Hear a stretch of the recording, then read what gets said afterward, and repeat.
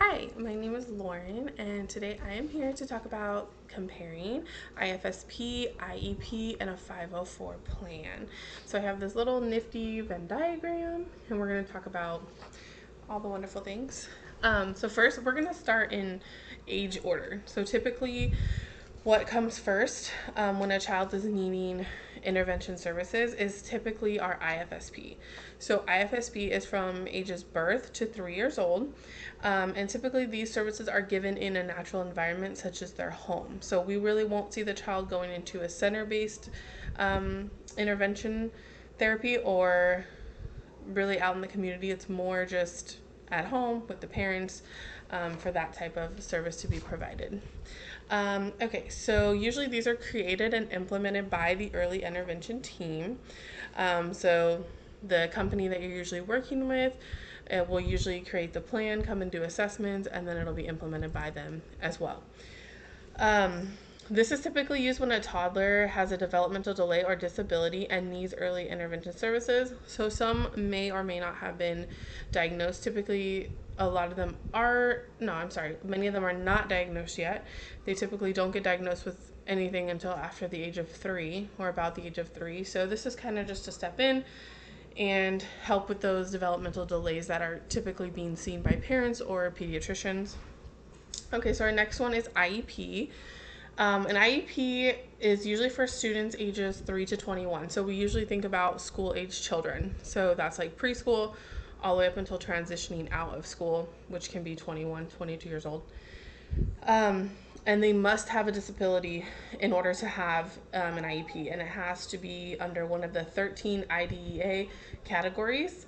And many of the kids that do have an IEP have special education services, but not always. So for me personally, I have two children who have IEPs. One is in a special education class and receives many services. The other one is in a general education class and only receives minimal services. But the whole goal of an IEP is to make sure that all children can access the general curriculum. And this is always going to be created and implemented by the school they're attending. So it's typically called an IEP team, which is made up of parents, teachers, sometimes the student, and then different therapists, maybe like speech therapy, occupational, RSP, AEP. There can be a whole list of other people who are involved. But basically, we work together as a team and to create the IEP to give that child the much needed support that they are much needing in the classroom. And then the last one is a 504 plan.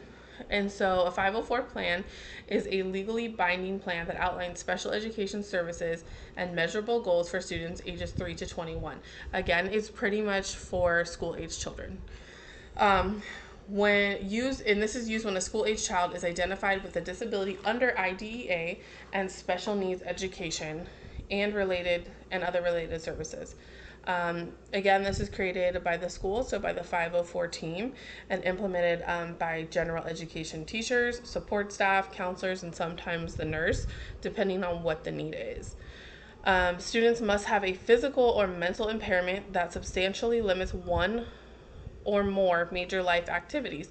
An example of this would be learning, walking, breathing, but that doesn't mean that they would need specialized instruction. So typically these kiddos in our 504 plan will be in a general education setting.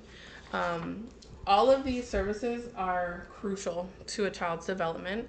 I can personally speak to it. My children have received IFSP services as well as IEP services. The only one I'm not overly familiar with is the 504 plan.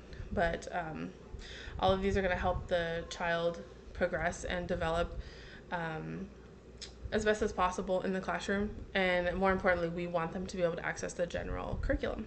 So, thank you.